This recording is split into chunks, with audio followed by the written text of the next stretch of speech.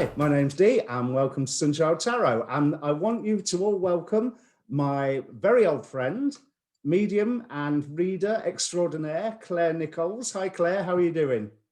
I'm all right. I don't like very old. What, 23 years? I was thinking earlier. I think it may be a bit longer, sweetheart, to be quite honest, because our Jack's 30 now, so maybe a little bit longer than that. Lord.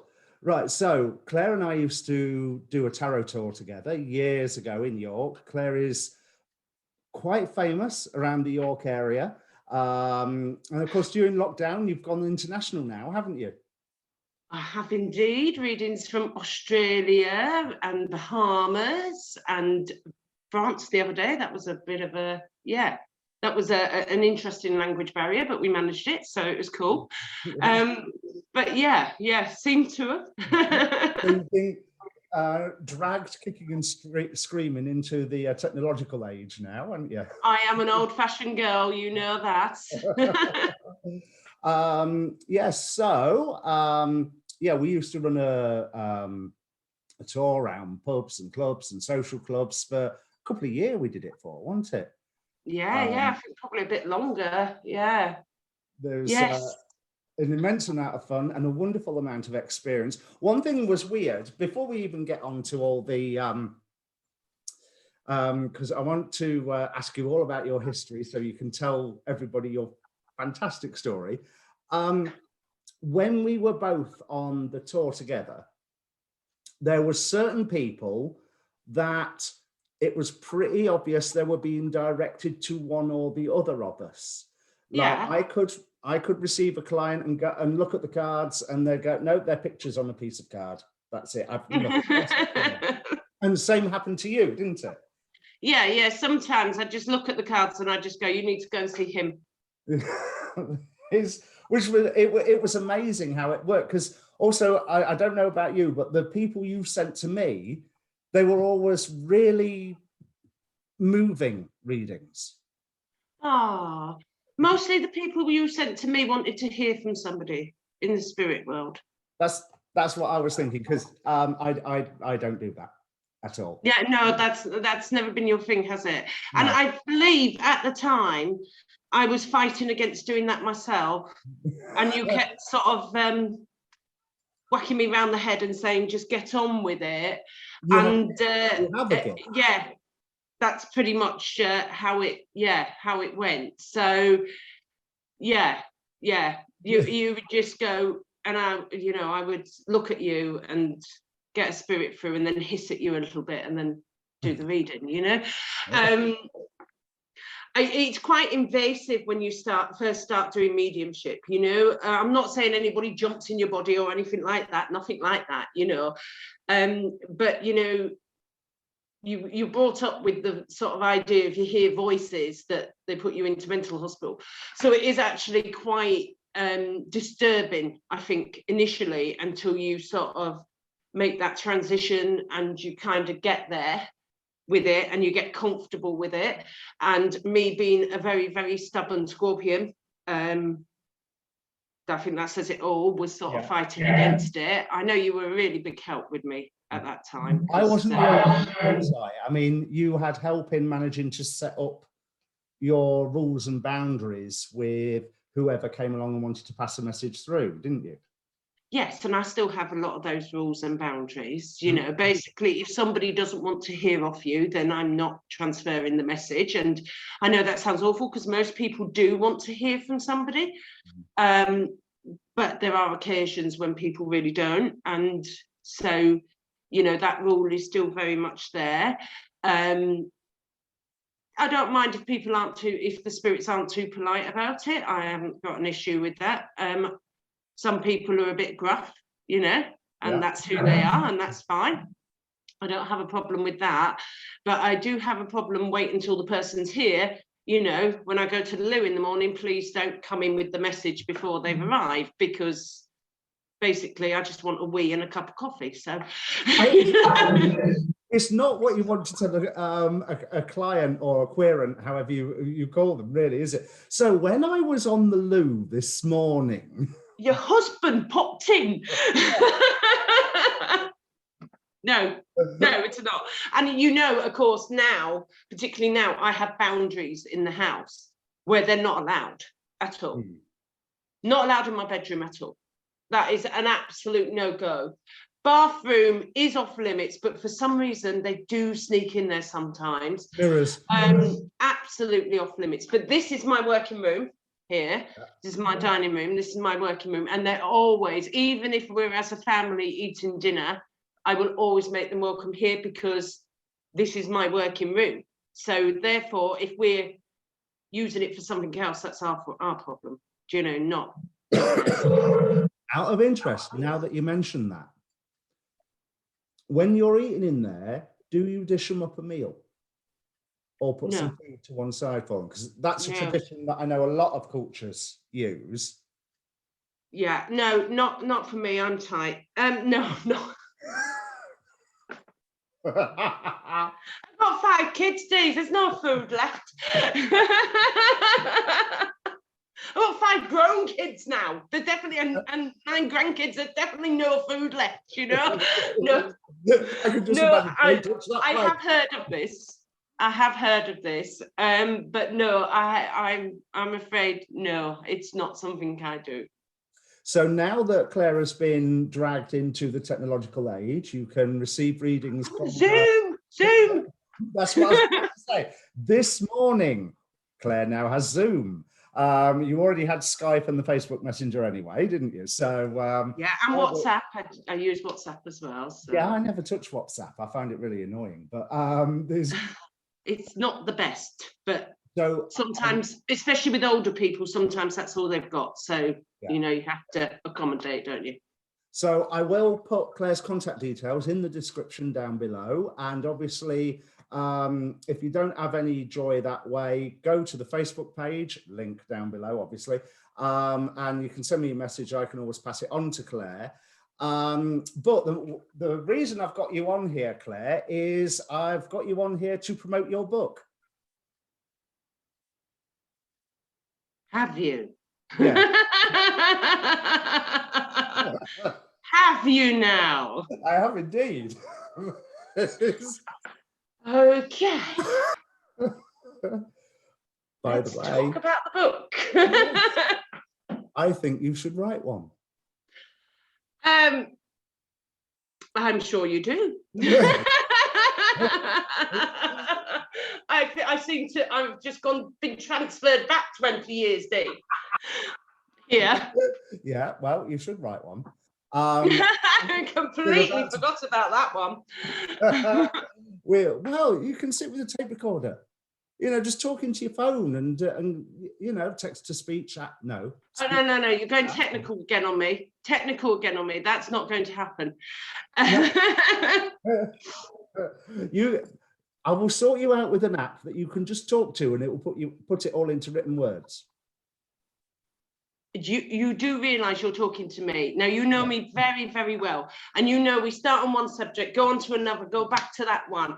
The poor thing will blow up. So, and now let's look into why I think you should write a book. Claire, tell us your story. From the dot. Okay, go on. So let me just start. So you were born on Halloween? Yes, I was born on Halloween. And let's move on from there then. I was born on Halloween. I cannot deny it. Yes, it's a standing joke. My mother used to call me her little witch. Now she calls me a lot worse. No, I'm joking. She doesn't. She's lovely. My mum's lovely. She is. Absolutely is. So, yeah, yes, I've always been the little witch.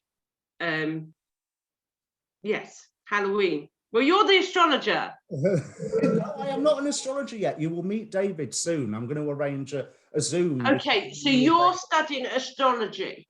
Yes. So I've got a question for you. Go on.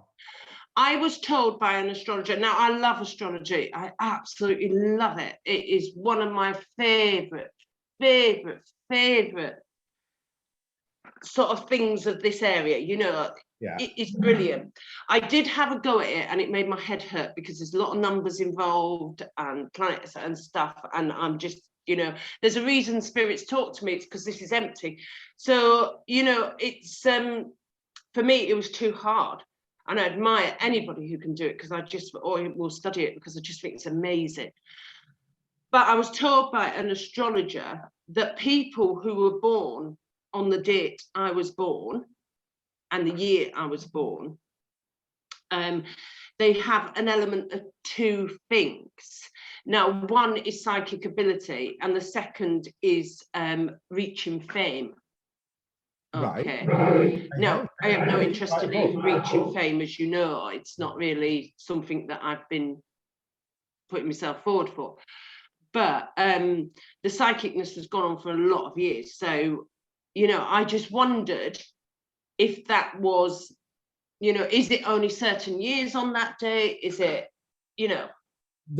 It's not so much the date, though, is it, as the position of the planets. The date is vaguely, I mean, you were born while the sun was in a region called the Via Combusta, which may or may not feature in this discussion. I haven't got your chart up to hand. Oh, no, I'm sorry. I've really put you on the spot there. That serves you right for the book. David is the one that will be able to answer all this. Your son was in the Via Combusta, your Pluto. Let me see if I can find your chart. Bear with me for a second. But in the meantime, while I dig through my computer to bring this up, tell the story about how you was called to this work in the first place. Okay. Yes, that one you were repeating to me the other day. Okay. Well, I think I told you this a lot of years ago, but it had been a lot of years since I told you. So when I was about 15, I'm from London originally, and I had a Saturday job at a place called Bee Jams, which is the equivalent to Farm Foods up here. Yeah. And I used to work with two girls, one called Patsy and one we'll call, well, I'll call her what her nickname was, which was Instantly Pregnant Petra. Don't ask about that, but me, Patsy and Petra were a bit older than me, so they used to sneak me into the pub, and the pub was called the Master Roberts, and we were in there, and they always used to sneak me into the pub every Saturday and sort of say I was older and buy me a bit more than a shandy, but shall we just say a shandy? And in there this one time, there was this guy, and he was doing palmistry, and I've always been interested in it. Always been interested in this side of things, and if there was programs on, I wanted to watch them and stuff. My mum is really into it, and I'll get to why as well in a bit. But so I wanted to go and have my palm done, and Patsy said, "Oh, don't go there, come and see my Peggies. Do you see the peas? There's peas everywhere, isn't there? Right? Come and see my friend Peggy. And she'll do you a reading with tarots, and she's brilliant. She's absolutely fantastic, never charges anything." So we were going to go on the Monday, but then my sister decided to have a baby, so I was babysitting for her, so we didn't go. And we ended up going on the Friday. Now, just to give you an idea about where we were going, this was on Peggy lived on a very unsavoury council estate that was extremely rough in the 80s, extremely rough, and it was in a quarry. It was built in a quarry, and I knew when we got the bus there that if my mum found out I was going there, oh my God, she would have gone mad. So I just told her I was going to Patsy's, you know, I didn't tell her anything else. Anyway, we arrive, and to give you an idea, there was these masonettes built into the quarry. So they only had light from one area, the front of them. And when we got there, it was very, probably something a bit like a film, because Peggy came to the door, and give you a description of Peggy. She was 6 foot tall with afro hair, but she was white, but she had afro ginger hair. And she came holding a candle. And when I'm saying I'm not holding a candlestick, holding a candle, right? And I thought, what on earth? Anyway, we went in. I'll tell you a little bit about Peggy. Fantastic ability Peggy had. But Peggy there's certain things Peggy didn't like. She didn't like electricity. She would not have any electricity in her house. She had gas heating. She was fine with gas. But she believed that bad things happened through electricity and it was really dangerous. And she had her little quirks and her little ways, and that was one of them. So when we went in, she's literally holding this candle. And as you can imagine, because there's only light from the front, this place is really dark. Excuse me. So when we got to the kitchen, which was right at the back, so we've gone through all this darkness, she had 2 torches, big torches, like that big, on the kitchen table. And in front of it was a picture, which I should have got, actually, because I've still got it, of me that she'd drawn. She put my initials and my date of birth. And then next to them, she'd put JWF and the 21st of March, 1914, which I can tell you at the time meant absolutely nothing to me. And she said, and I'll repeat her words, well, you've taken your time to get here because I was expecting you on Monday. At which point, I can promise you, I legged it from that house and nearly weed my pants. All right. And I ran. I was absolutely terrified. It was something, to me, like bearing in mind I was about 15, something from a horror film. And I'm running around this estate trying to look for a phone that hasn't been vandalised, basically, because we're looking at the 80s. Well, there was mobile phones, but more car phones, weren't they? Yeah. Excuse me, I've got a right tickle. Anyway, we get there. I finally find a thing on this estate, ring my mum, absolutely hysterical, because that's what you do, isn't it? You ring your mum when you're like, and my mum comes down with my brother to this estate thinking that somebody's like abused me in some manner, or, you know, and my brother is in the car with a blooming baseball bat. Oh my God. So I get in the car and she goes, just stop, just tell me what's happened. And she was really calm. She was shaking, but she was really calm. So I told her, at which point she whacked me around the head for like being on this estate and gave me a right earful for that, first of all. And then she said, and I'll never forget these words, I have to take you back. Do you remember where she lives? And I said, you what? I'm not going back. That woman did a picture of me. She'd never seen me in my life. And she said, no, you have to go back, Claire. I'll go with you, but you have to go back. And I said, I'm not going back there. And she said, no, you don't understand.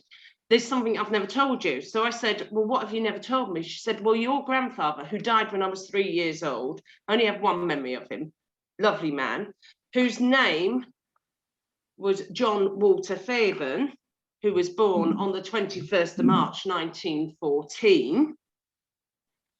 He was a medium. And he was in the RAF during the war. And she said, there's a lot of stories I could tell you about him, but I won't go into them now. But she said, before he died, she said, we didn't know he was going to die. He was taken into hospital for an operation and he died before he had the operation. And she said, the night before he died, he'd been really agitated.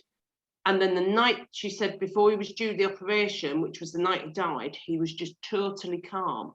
And she said he was writing stuff in a pad. And I've got the pad at home. And she said, I didn't look at it for about 2 years. I was too upset. And she said, then when we got the pad out, me and your dad looked at it, it was a lot of predictions. One of the predictions was, which none of us could see coming by all accounts, by what my mum said, none of us could see coming. You see, my uncle was really happy in the marriage and he said the marriage would be over by this time next year. And it was, you know, there was all sorts of things. But one of the predictions he put was one of your daughters with the initial C. Now, my name's Claire, my sister's name's Carol. and you obviously didn't know which one. Yeah. They have the same ability as I do. And when they find this out and somebody tries to help them develop it, they'll run away and you'll have to take them back. And I was just like that. And so she said, I have to take you back because that was your granddad's wish. I mean, age-wise, that's like something off of, you should remember this. Do you remember Chucky? Chucky's Children, Chucky's Challenge. It was an ITV kids show about this young lad that was contacted by this alien intelligence. It was like it sounds familiar. Yeah, it does sound familiar. Chucky. It's John Wyndham. Absolutely, but it's like something out of that, or something out of some of those weird Granada or Tyne Tees children dramas. Well, it was. I mean, she had to talk me into it. And my brother was going, God, I want to go to the pub soon. Do you know, we hurry up, sort of thing, you know. But I couldn't take her back because I didn't actually, I couldn't remember it was like a rabbit warren was the estate, and I couldn't remember where it was. So what she did was she drove my brother home, and then later that evening we drove to Patsy's, and then Patsy took us back down there. Right. And when we got to Patsy's, Patsy said, oh, are you all right? And I said, yeah, I'm fine. And I told her what happened. She said, oh, that makes sense. And I said, why? And she said, because I went to run after you, and Peggy said, don't worry, she'll be back this evening. So she knew. Yeah. And she said the picture of me and everything was the image that my granddad had given her. And she was in contact with my granddad. So Peggy was a spirit drawer. Yeah. She saw spirits. She was a wonderful, God rest her soul, because she's not with us now, but a wonderful, wonderful spirit drawer. Absolutely amazing. Absolutely. I mean, the talent of actually drawing was quite amazing anyway, but you know, she could just look at somebody, she could look at you and she would see a spirit next to you and she would just draw that spirit. And she said, I used to say to her, oh, it's so amazing because they talk to you. And she said, not all of them. So she used to always say that we should work together because I don't see spirits, I hear spirits. I'm Claire Audio, so I hear spirits, and she would see. So she would always say to me, between the two of us, we probably do quite well, but we never actually did work together, other than her teaching me, because Peggy was very, very thin. She had these incredibly long arms and long limbs. And I didn't know at the time, and she never told me. I just thought she was a little unusual looking, you know, but she actually had a genetic disease that stopped her from doing a lot of things. Right. And she was very exhausted, but I always knew she was very exhausted very quickly. But yeah, these long limbs and this very long face and stuff, that was all part of the genetic illness. Yeah. Which is why she left us early, you know. But yeah, she was incredible. She taught me, she said to me, I'm going to teach you as much as I can, and then you have to pick your tool. So she taught me palmistry, she taught me tarot, she taught me dowsing, she taught me the crystal ball, absolutely loads of things. But she's runes another one I couldn't get on with. Yeah. Isn't that funny? You were good with runes, weren't you? You were quite I dabbled in them a bit, but yeah, I seem to remember you were quite good. Yeah, well, she taught me oracle cards as well. Anything really, dowsing rods, water readings, that were always good. Sand readings, you know, anything like that. Can't think of the name. You know, where you hold an object, what's it called? Oh, psychometry. Psychometry, yeah, that was the first thing she taught me, because she said she needed to bring the stuff out of me. Yeah. So she literally used to go to her neighbours and collect items. And then write down what I was saying, and then they'd mark me on it. So yeah, that was interesting. Cool. It was a really cool idea, wasn't it, as well? Yeah. She was really popular there. I think she helped a lot of people. She was a nice person. She was a good person. And I think she helped a lot of people. You know, while we were there, there used to be this woman who would come round, and her husband was an alcoholic, because there was a lot of social problems there, obviously. And so he would always take the money and go and drink. So Peggy used to hold her money for her, and she'd come round to get the shopping and everything every day. It's really sad, really. But, you know, there was lots of stuff like that went on as well. I knew so many people from that estate at the end of it, but they were all lovely, really lovely people. I mean, some of them were rough as hell and had been up to no good. I knew that with the psychicness, but it, you know, I think a lot of it was circumstances rather than them being bad people. They felt they had to be like this. So it was really good on learning to sort of, because I live on I was brought up on a council estate myself, so, but it wasn't a particularly rough council estate. There was things went on, but nothing like this. So it really taught me in a different way as well, you know, about how good people can be, and, you know, not to judge people just because they live there and just because they've maybe done a few things wrong, do you know? It was really good on that level as well. But yeah, she taught me loads of stuff before she left us.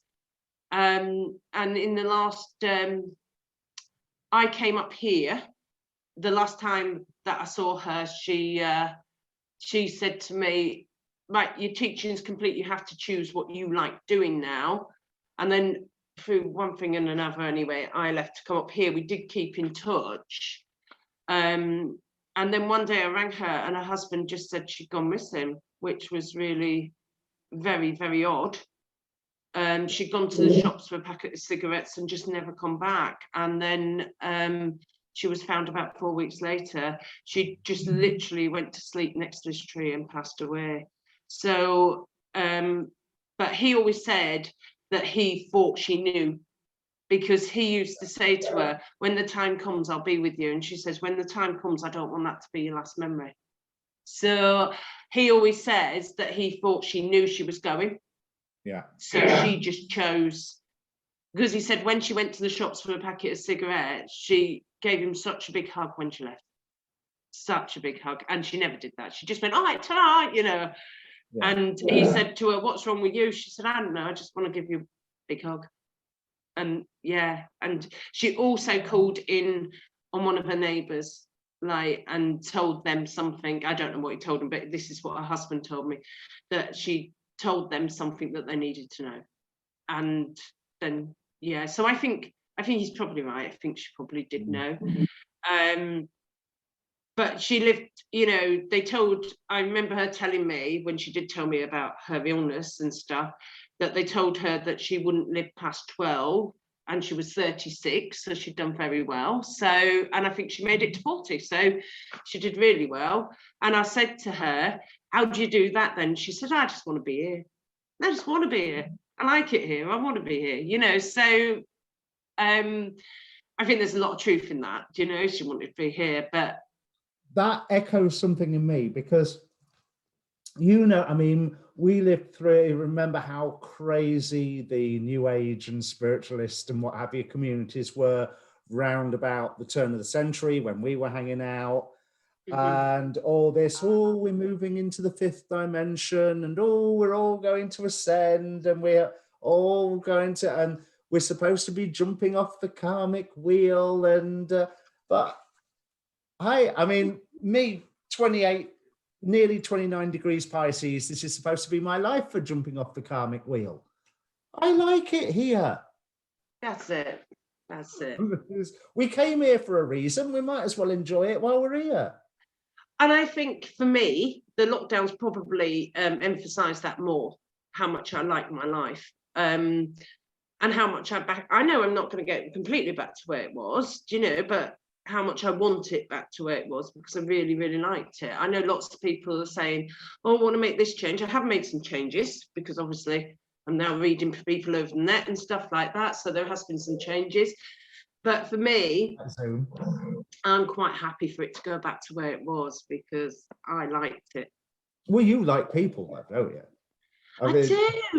I do. It's a terrible affliction, but yeah, I like people. I think there's I actually know, I'm going to say, I don't believe there's not good in everybody.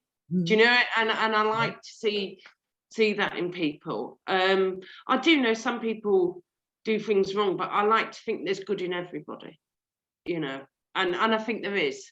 And I think sometimes mainly situations sort of bury that a bit, mainly, not always completely. And, you know, I find people interesting. Even you're really interesting. So you've moved up to York. Mm-hmm. Peggy's passed on. What happened with you then? Well, I didn't use it. Well, I did use it for some time. Because you yeah, were when I first met you, weren't you? Yeah, I did use it, but I didn't use it.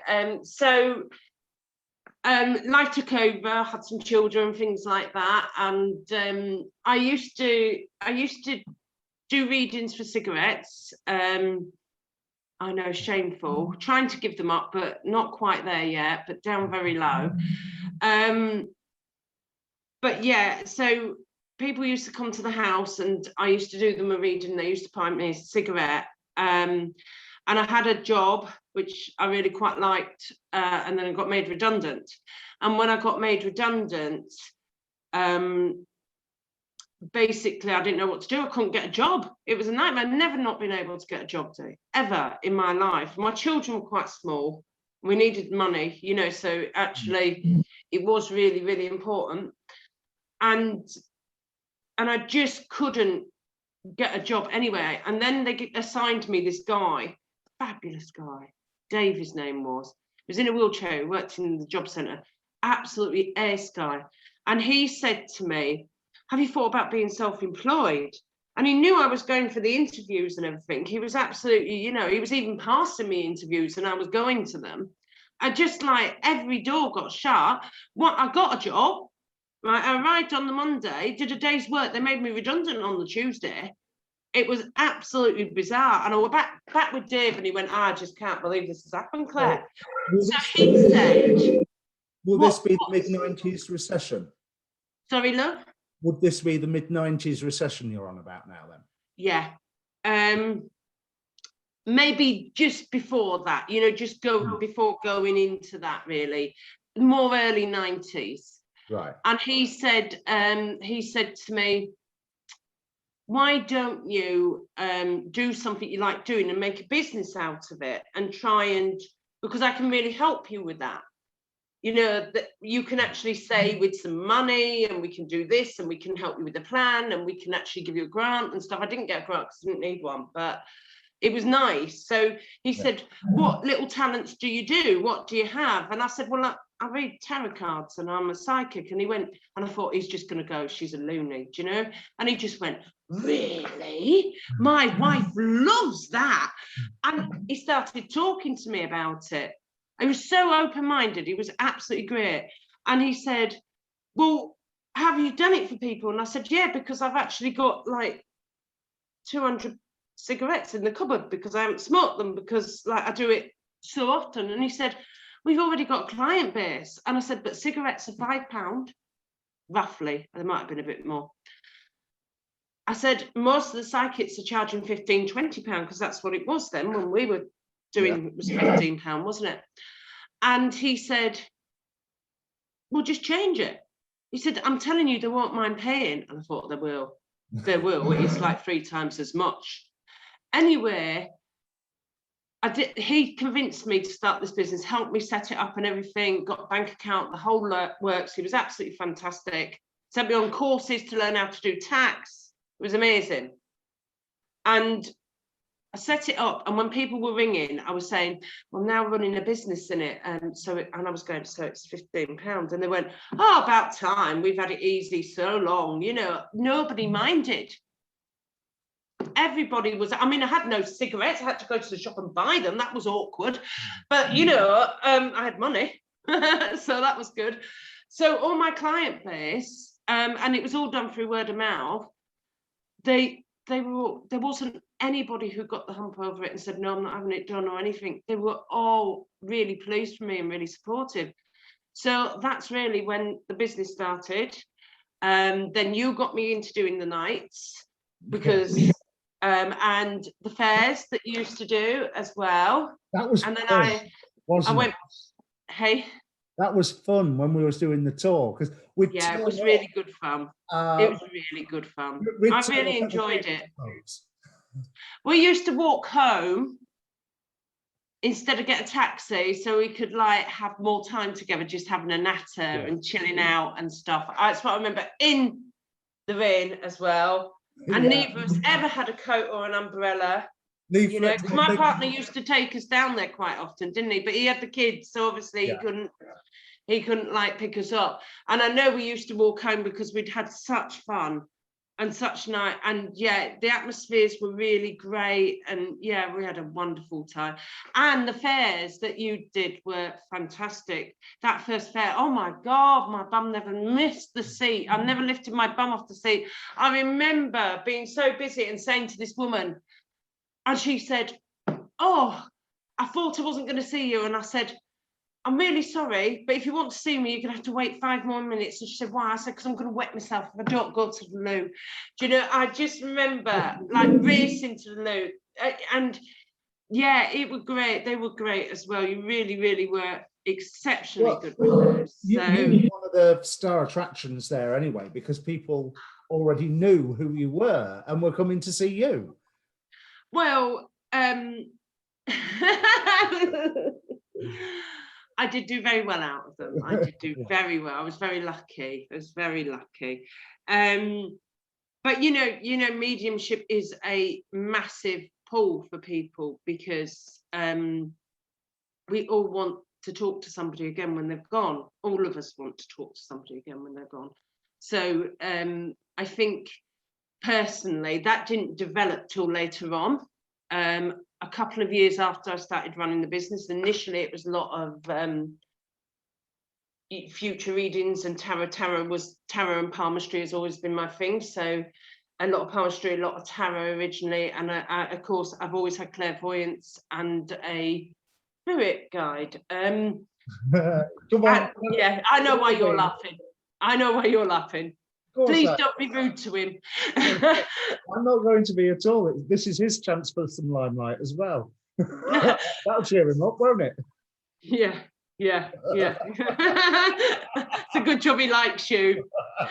So yeah, it was developing from the clairvoyance, it was developing into mediumship and stuff when we first started doing those tours. And I know you were really supportive and you really helped with a lot of that, because there was points when we were walking home where I always say about mediumship, it's very easy to turn it on, it's like a light switch, but to turn it off, you've got to wait for that light bulb to actually go. You know, you don't get to turn it off. It's a slow process. And you know, there's nothing you can do about that, but that's quite hard it's quite hard to get used to. And you were a massive help to me, and those walks home, you know, were absolutely great, because actually they ease the mind a lot, you know, things like that. And I was always starving as well, so we always had to get something to eat, because that's the other thing, mediumship makes you hungry. That I'm absolutely sure of. Because we could have something to eat before we started, and if I'd done a lot of mediumship, then you know I wanted something to eat, and not something light. You know, a yogurt wouldn't do, or a nice salad. Or like a Kentucky Fried Chicken bucket. You know, healthy, like. Yeah, and something like, well, it's just something heavy, really, more than anything else. I mean, if you got a jacket potato, that would be fine, but you know, getting a takeaway to do a jacket potato at that night was not happening at that time of night. So yeah, now I'm perfectly all right with it, because it's normal. I've even been known to drive home with voices in my head, and things like that from quite far away. So yeah, now it's absolutely cool. But at that time it was really, really hard. It was really a difficult transition, and I'm very stubborn. So that transition was very difficult. But I think with this, there's always new things developing. There's always things that you go, oh, that's new. Just before the mediumship came in, my sense of smell went through the roof. Do you remember we was in that pub, the Phoenix? Do you remember? And I kept saying to you, smells like herb soil in here. And then that woman came to see me, and I thought it was her, because I don't like the smell of herb soil. I mean, it's good for you, don't get me wrong, and I will use it if I need it, but I don't like the smell of it. And I said to her, I'm really sorry, but I can smell herb soil so strongly. And I thought she was going to say to me, oh, it's me, I've got a bad chest or something like that. And she went, yeah, tell me more, like that. And then I went into this mediumship with her father, and it turned out her father died of a very bad chest complaint. But the only thing that would help him was herb soil. So she said, even when we buried him, you could smell the herb soil through the coffin. You know, it was so strong that she was putting it on him every day. So it made perfect sense to her. So there's always things coming in. And that I can remember my nose suddenly smelling things that nobody else could smell. You could smell that night, though. That was so strong, wasn't it? Yeah. That was very new. And even now there's new things coming in all the time.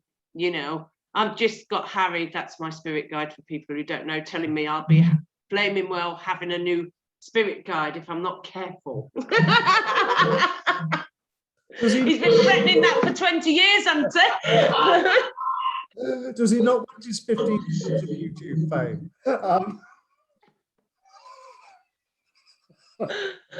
Oh dear, be nice, be nice. He's such an handful. But he was what I was also referring to about when you were learning to set up those boundaries and set up the rules. Oh no, he was having that way. Yeah, he used to. I used to be like, oh, they keep making this, they keep doing this, and he just said, well, tell them to shut up. You know, and you know, he was very reassuring one time when I had a conversation on a bus with a lady that nobody was there. I was wondering why people was like looking at me. She was a lovely old lady. Did get the message through to who she wanted as well.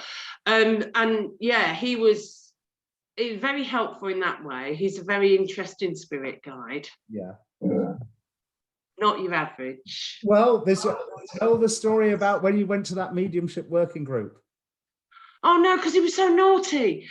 But you were saying how you were sat there and all these people were oh my gosh.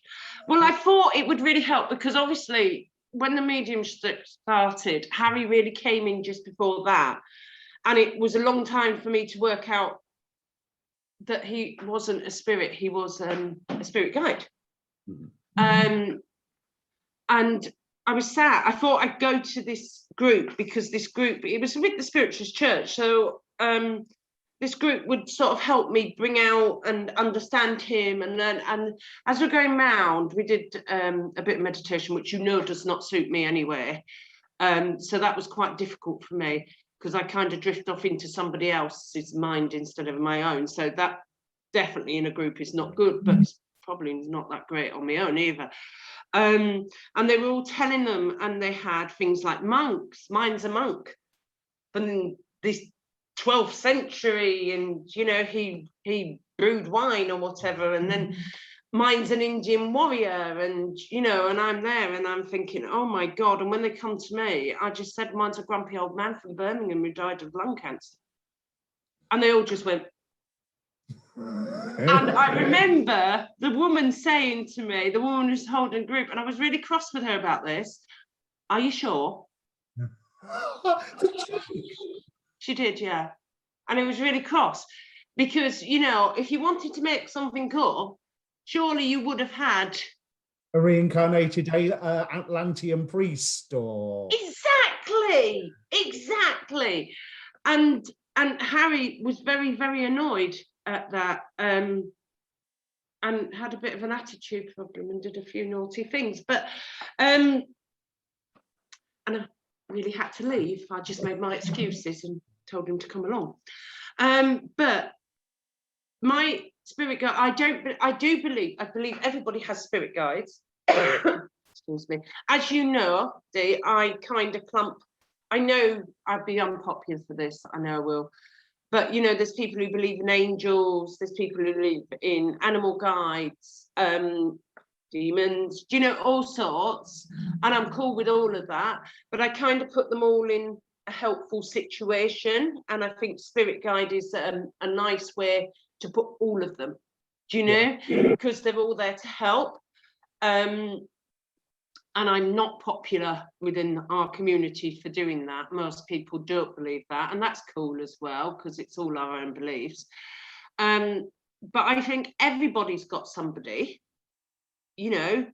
Some they can't hear. Sometimes you just get an idea in your head and you can't get it out of your head. Sometimes you just know everything's gonna be okay, and you don't know how.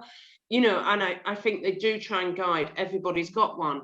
And I cannot believe that everybody will have a priest, a monk, an Indian. Do you know what I mean? There's too many people to be able to have that. So, you know, some of us have a grumpy old man. He doesn't object to me calling him a grumpy old man either. But he's not very PC. As you know, by the name Yes, which I will not say on here. But he's very fond of you. He's very fond of you. No, he likes you. Well, he knows that's returned anyway. So he's done me enough favours over the years. He looks after me very well. He does great crowd control when I'm doing events where I'm doing, you know, audience events and stuff and giving out a message. He's great with crowd control. And when I say that, I don't mean the people in the audience, I mean the spirits. He gives me information like there's no tomorrow that makes people go, oh my God. Yeah, he's fab. He's absolutely fab, but he's not PC. He swears all the time. He smokes like a trooper, and which is not easy when you're trying to give up, by the way. And generally, he's very judgmental, which is one of my rules, you know. No matter what's in front of you, what you feel about what somebody has done, you are not judgmental of them. You know, that's one of my major rules, because you're not there to make to tell people what to do. You're there to give them messages from the spirit world, whether it be from their spirit guide, from your spirit guide, from, you know, or whether it be from a message from the spirit world. I'm not there to judge somebody if they're having an affair. I'm not there to judge somebody if they've stolen something. Do you know, that's, as I said, often there's a lot more to things anyway. But that's not my job is just to give the information. However, my spirit guide is really, really judgmental. And I always remember one of the first readings I did, and it was pretty bad, because I saw a lady and she was convinced that her husband was having an affair, and the cards confirmed that. And I wasn't too unkind with her, because I thought, I don't want to be going, your husband's having an affair, he's evil, you know, or anything like that. So I kind of just said to her, you have suspicions about your husband, and your suspicions are correct. And she said, I know he's having an affair, I know he is. And I said, no, you're correct. But I said, the big shock will be the person he's having the affair with. And she said, who is it? And I said, I don't know.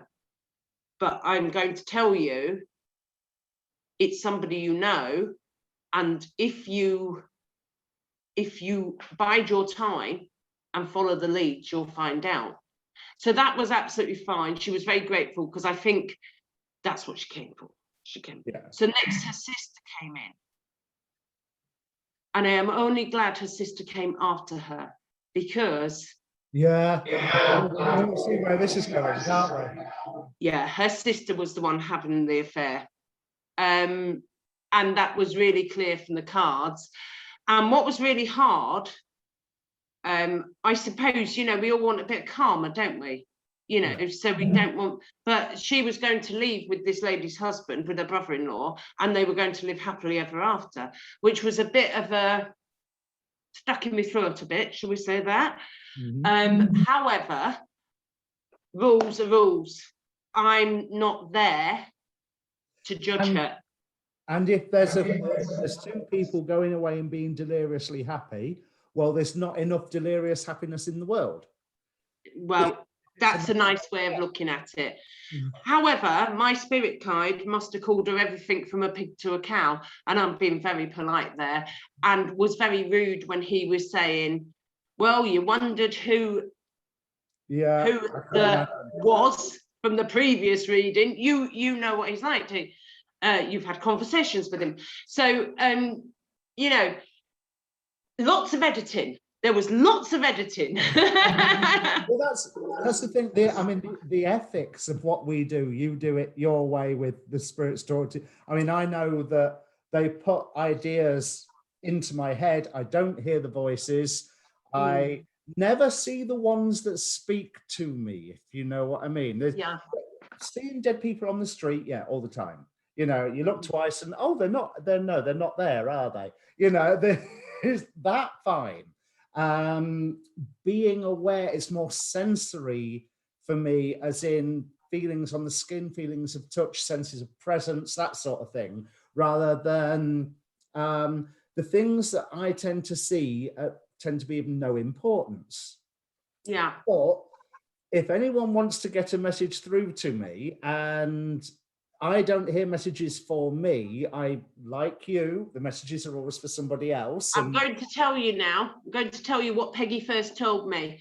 She says, you have a gift, but a gift is not something to be kept. It's something to be given. Yeah. So it's not for you. She always used to say that it's not for you. It's for somebody else. It always makes me laugh that when spooks are wanting to, and I'm using that as a catch-all term for all non-physical entities.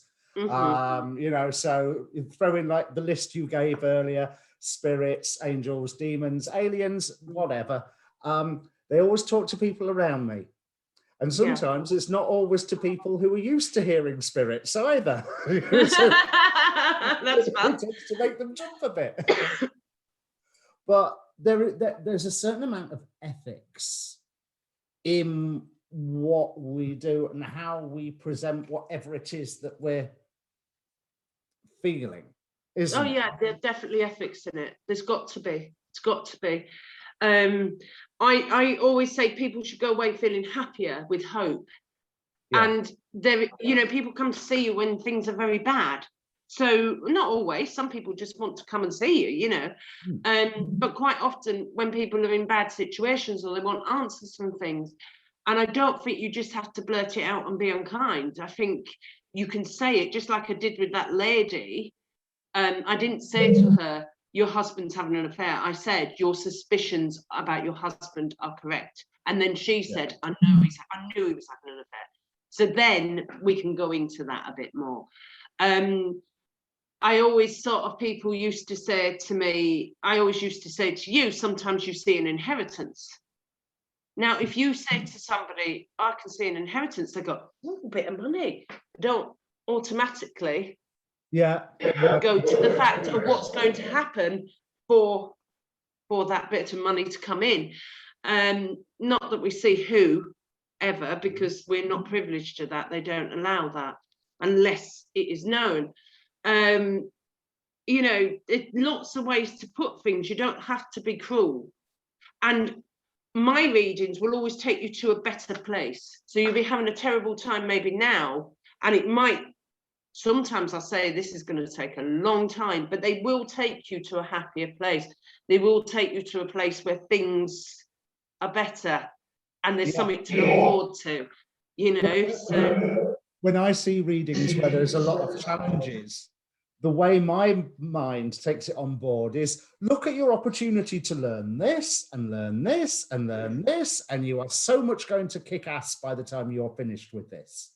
Because all the stuff you're learning along the way, which is, as we used to say, oh goody, another learning experience, you know. Hey! We have been waffling for quite some time now, so I think if this is going to be a reasonable YouTube video, we should probably shut up. But the question about your chart, again, I want to get you and David together so that we could maybe do a show about that. But what I notice, your North Node is on what's called the anaretic degree. The anaretic degree is 29 to 30 degrees of a sign. It's the final degree. Your North Node is anaretic. Your Neptune is anoretic in Scorpio. Your Pluto is near as damn it. It's 28 degrees 38 in Virgo. So you're the very end of your of the Virgo Pluto generation, but it's also so very close to that anoretic degree where the sign is at its most powerful. So looking, and this is the limit of my astrology knowledge, so David will be able to say this better, but the North Node, Aquarius about community, but about, you look at the glyph, it is radio waves, or you can look at it as radio waves, or some waveform. It's about that communication, and it's about bringing community. And as I say, you like people. You've always been very like people oriented. Your Neptune, 29 degrees 45 minutes of Scorpio. Scorpio is about transformation. And as you kept hammering home to me, oh, Scorpio is the most psychic sign of the zodiac. I only do that to wind you up. You know that, don't you? Oh yeah, most of the time. But the thing is, as I've been studying this, yeah, you're right. That makes it even better. It's a good job this is being recorded. You're not going to hear me say that often. And your Pluto, which again is about revelation, but with it being nearly in that anoretic degree of Virgo, there's that, yes, there's revelation, but it's very,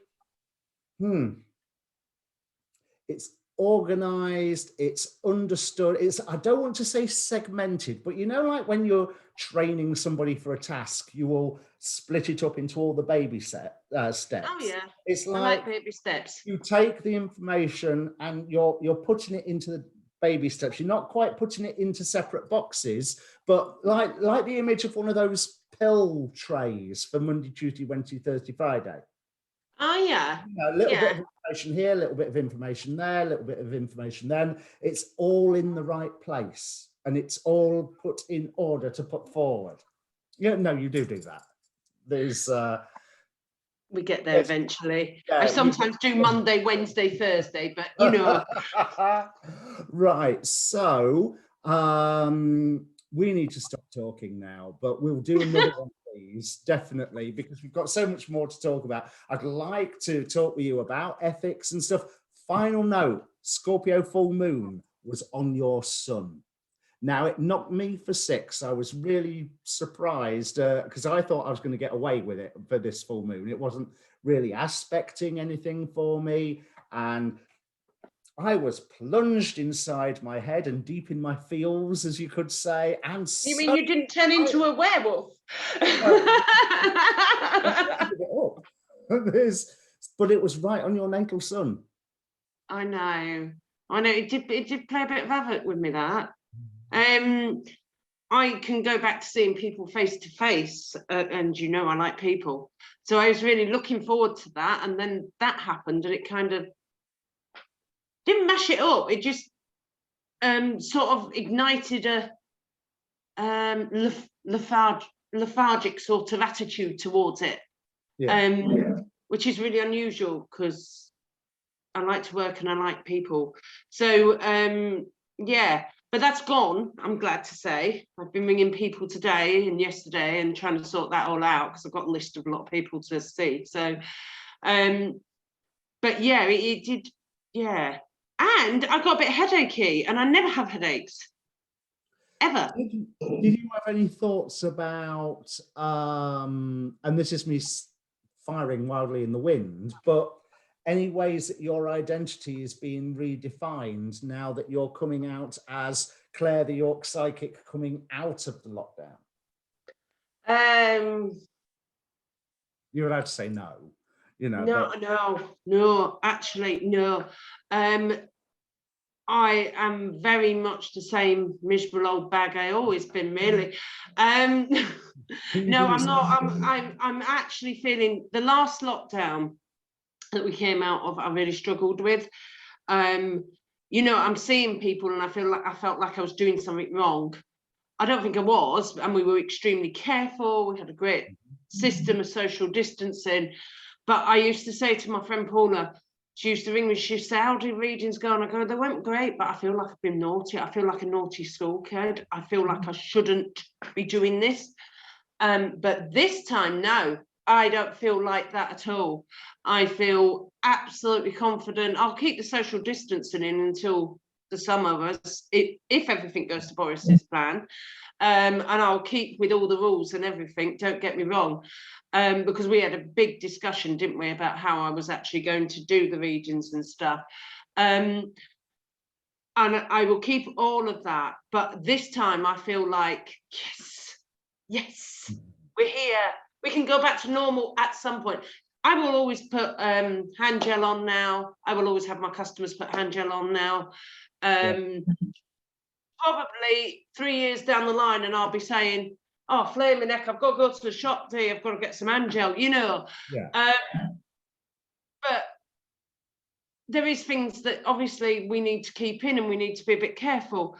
But I feel usually I'm at one end of my table, my other end of my table is 2.5 meters away, and that's how I sit now, instead of across the table. So as soon as sort of things lower even more, not from May, because we still got to keep the social distancing in May, but I think it's June, isn't it, that he's on about, or so. July. I don't know. I've just been acting like it's still going on anyway, and yeah, I intend to keep this going on for as long as possible because it gives me time to study. Yeah, fair enough. But yeah, as soon as the news is sort of says the news announced the restrictions are off, I will keep the hand gel, but I probably will go to the other side of the table again. And